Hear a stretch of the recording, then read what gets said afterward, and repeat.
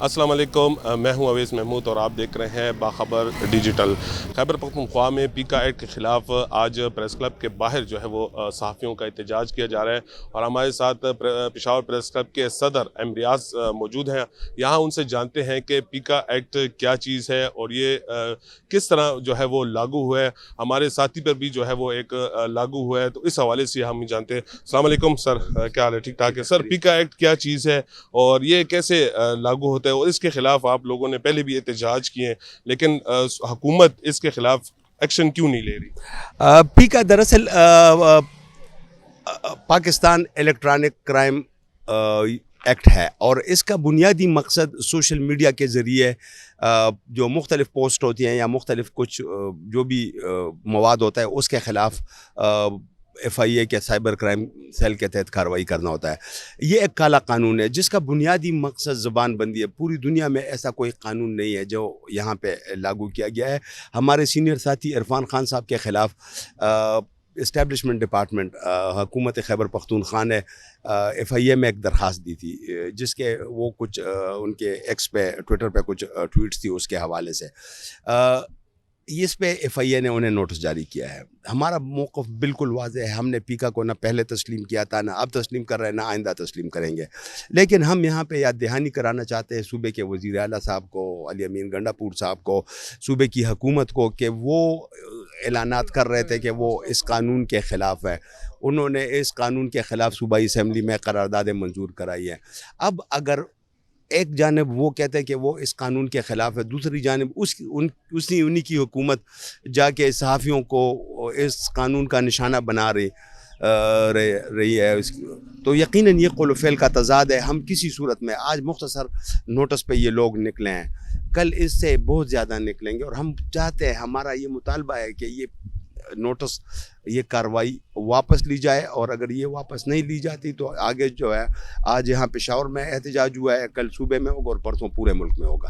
अच्छा, जब पीका एक्ट इसका कानून जब पास हुआ तो सूबाई हुकूमत ही इसके खिलाफ थी, तो आज क्यों वो इसका साथ दे रही? यकीनन देखें, अब आज उनको सूट करता है कि एक सहाफ़ी को और या सहाफ़त को निशाना बनाने के लिए ये एक टूल है, ये एक हथियार है जिससे वो सहाफ़ी या सहाफ़त को निशाना बना सकते हैं। इस वजह से वो इस कानून के तहत वो जो है FIA में उन्होंने कंप्लेंट दर्ज कराई है। वरना अगर रास्ते और भी थे उनके ख़िलाफ़, वो हमारे यहाँ पे हमारे अपने इदारे हैं, उनसे आके बात कर सकते थे। वो उनको अगर हम तसल्ली ना कराते या कोई वहाँ से रेमेडी ना होती तो यकीनन उनके पास हक़ था कि वो कहीं भी जाते। लेकिन ख़ुसूसन पीका के तहत जाना ये इस अक्कासी करती है कि ये जो है बज़ाहिर वो इस कानून के ख़िलाफ़ हैं, लेकिन अंदर से जब उनको सूट करते हैं तो वो इसी का सहारा लेते हैं। एहतजाज किया था और उसमें मुख्तलिफ सियासी जमातों ने भी हमारा साथ दिया था।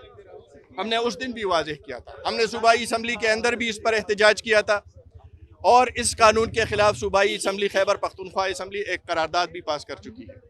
लेकिन बदकिस्मती ये है कि वही सूबाई हुकूमत वो जब हमारे साथ बैठती है तो कहते हैं हम पीका कानून नहीं मानते, लेकिन वही सूबाई हुकूमत, तहरीक इंसाफ की हुकूमत, वो हमारे साथियों के ख़िलाफ़ इस कानून को इस्तेमाल कर रही है।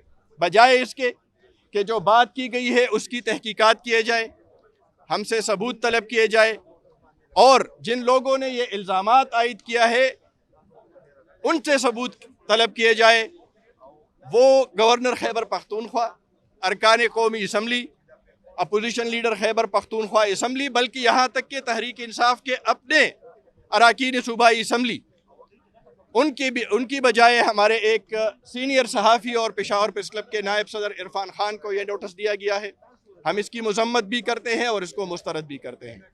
तो आज का ये एहतजाज, ये मैं समझता हूँ कि एक टोकन प्रोटेस्ट थी कि हमने उनको बता दिया कि हम न इस कानून को मानते हैं, न इसके कानून के तहत नोटिस इसको मानते हैं और हमारा अगला जो लाए अमल होगा वो यही होगा कि हम फैसला भी करेंगे और दिन का तयन भी करेंगे। हम सूबाई असम्बली के अंदर इसके ख़िलाफ़ एहतजाज करेंगे और वो जो सूबाई असम्बली के अरकान जिन्होंने उस दिन भी कमिटमेंट की थी, उसमें हुकूमत और अपोजिशन के दोनों जानिब के अरकान सूबाई असम्बली बल्कि सूबाई वज़रा शामिल थे, और जिस रुकन सूबाई असम्बली ने इसके ख़िलाफ़ करारदाद पेश की थी और वो पास हुआ था, اس سے بھی ہم بات کریں گے.